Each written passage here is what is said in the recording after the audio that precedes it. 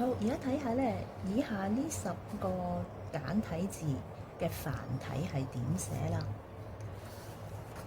好，咁學呢啲繁體字點寫之前咧，就要講一個筆順原則先，因為繁體字嘅筆畫就比較多啦，咁所以咧就必須要注意個筆順啊。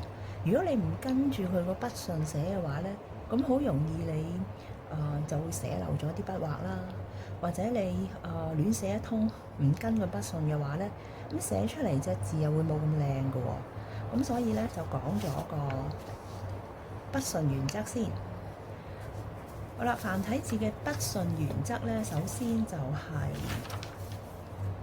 第一個係先上後下，先上後下意思即係話個字如果係有上下嘅結構嘅，就寫咗上高嘅部分先。咁例如譬如個男女嘅男字啦，咁咧寫咗上高嘅田字先寫下低個力字，咁咧就係先上後下啦。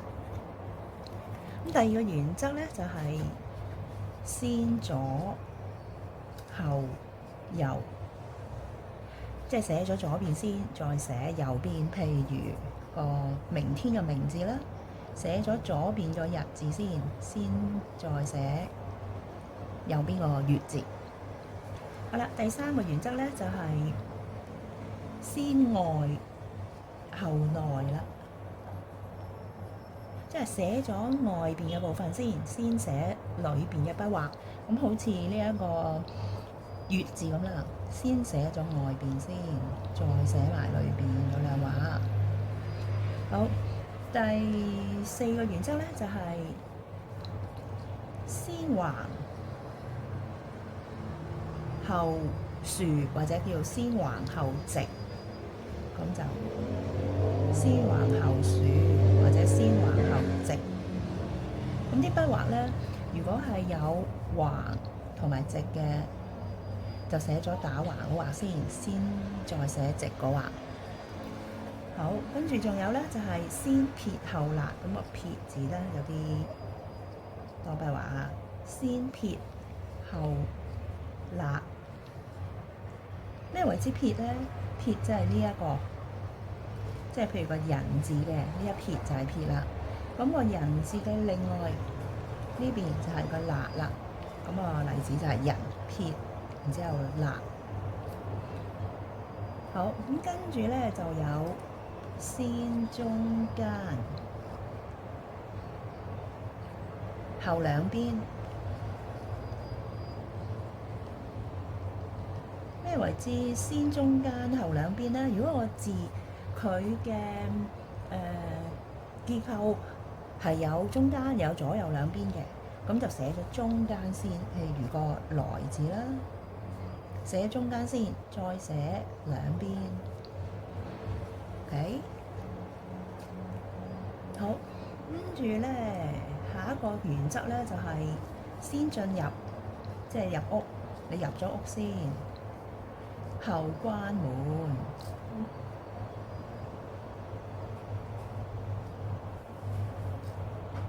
先進入後關門，咁譬如個日字啦。好啦，有間屋，咁你進入咗，然之後閂埋道門佢，咁就先進入後關門啦。好，咁呢度咧就係1、2、3、4、5、6、7個原則啦。咁仲有個原則咧，就係要留意個橫畫啦。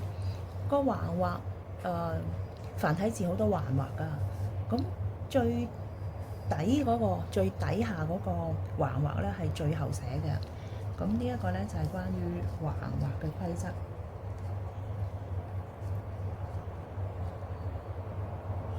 譬如個土字咁啦，佢有2個橫畫㗎嘛，咁咧寫咗上高個先至寫最後個橫畫。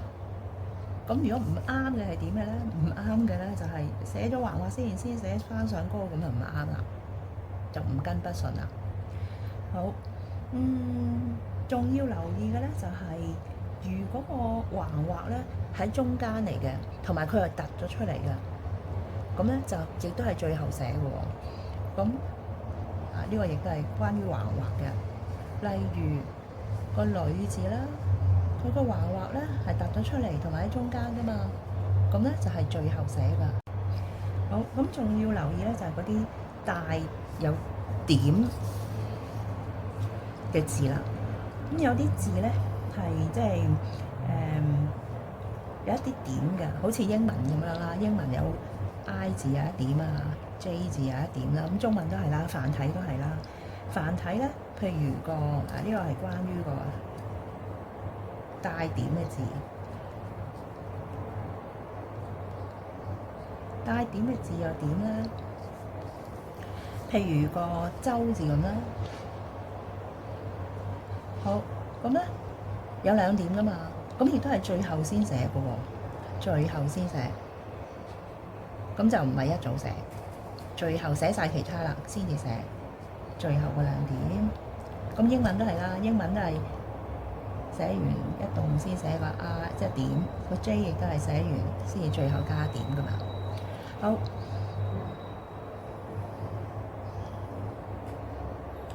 咁仲有咧就係嗰啲撐艇啦，都係要最後先寫嘅喎。咁有咩字係撐艇嘅咧？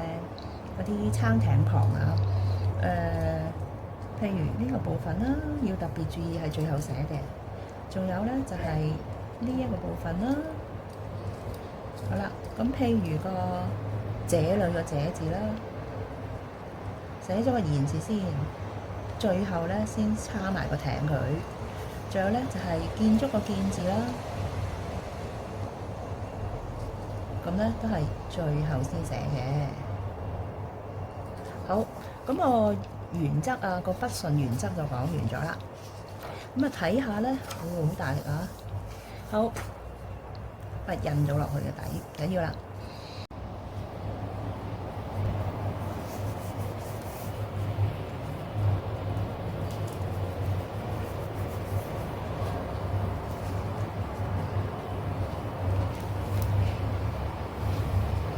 好，而家一齊嚟睇下咧，呢6個簡體字嘅繁體係點寫咯喎。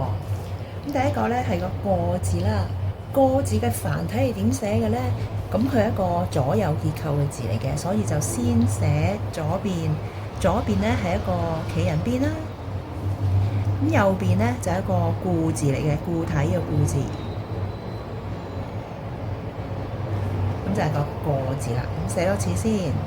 先寫左邊嘅企人邊，跟住寫埋右邊。咁咧呢個筆順就係先進入後關門啦，寫埋裏邊個古老嘅古字，跟住就閂翻道門。好啦，呢個就係個字啦。寫多次啊！呢一個咧就係個字嘅繁體。好啦，第二題啦，呢一個咧就係個廣州嘅廣字啦。咁繁體係點寫嘅咧？咁咧就係喺呢度加啲嘢，咁就變成繁體㗎啦。好啦，咁首先我哋照寫翻點橫撇，跟住咧裏邊就係加個黃色嘅黃字喎。咁個黃字咧就係上中下結構嘅，呢個就係個廣字啦，廣州嘅廣字。咁寫多次先，加埋裏邊個黃字，好，就完成咗啦。大家可以跟住一齊練多次喎。點橫撇，寫埋裏邊個黃字，就係個廣字啦。好，第三題，呢一個係個兒字啦。咁兒字嘅繁體咧，就係喺上高加啲嘢俾佢，咁就係兒童嘅兒字啦。咁係加個咩字咧？係加個扣字啊，扣齒個扣字，扣齒個扣字。咁下低咧就照寫，咁就係兒童個兒字啦。寫多次先。好，咁大家一齊練一次啊！可以，呢個就係個兒字嘅繁體啦。跟住呢一個啦，呢一個咧係個幾字喎，幾多個幾字喎。好，咁啊，好唔同啦。繁體嘅幾字呢？首先寫個絞絲先啦，左右一個絞絲，跟住橫寫個人字，住就係彎勾撇點。好啦，呢一個橫彎勾撇點係一個戈字嚟㗎嚇，戈大動干戈個戈。好啦，咁再寫多次個幾字啦，絞絲人戈撇點。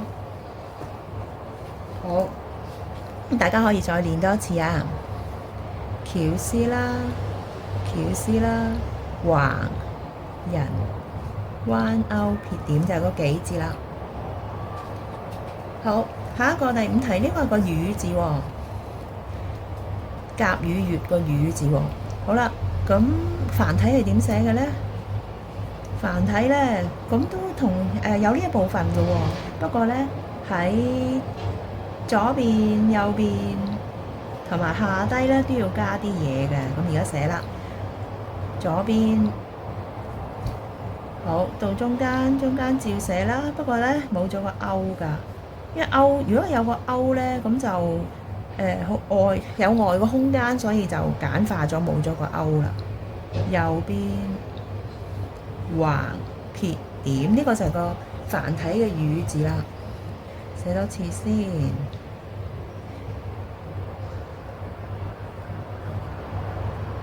好，咁首先寫左邊啦，再寫中間，寫埋右邊橫撇點，呢個雨字啦。最後呢一題啦，呢一題呢，同第二題有啲似，佢只係冇咗一點啫。咁呢個大家知道啦，係個廠字啊嘛，工廠個廠。好啦，咁繁體嘅廠字係點寫嘅呢？係有一點嘅喎，留意啊！繁體嘅廠字係有一點嘅，咁裏邊呢，係一個左右結構。首先寫左邊嘅上字，高尚個上，寫埋右邊。好，再寫多次啦。繁體嘅廠字，呢個就係工廠嘅廠字啦。咁寫多次。